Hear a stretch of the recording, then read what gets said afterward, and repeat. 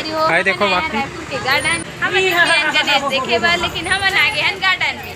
अभी समय हो गए है 5:30 हो चुके हैं, लेकिन काहे गणेश के वो जो जगह है वो खुले नहीं है। हम टाइम पास करे और आगे है ना गार्डन में। हम आए हैं गोपियापाड़ा के गार्डन, मतलब ये है रायपुर है ना। आज हम पूरे टीम के साथ जो है आज छुट्टी मनावा था गणेश उत्सव समिति है ना।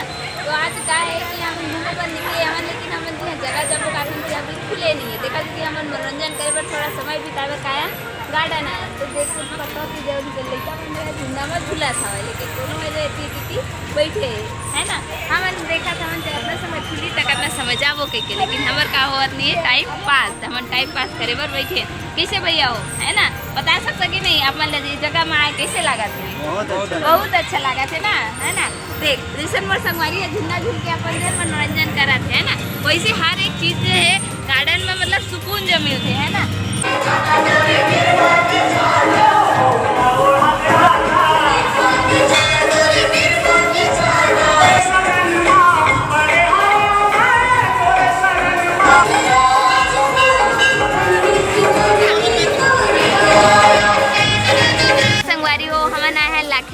अमन गणेश देखे बार है ना। आप मन देख सकते हो कि एक प्रतिमा के लेकर आज जो है बजरंग दल वाले मन जो है मूर्ति निकाले हुए हैं कि ये मूर्ति ला ऐसे कैसे बनाए है करके है ना।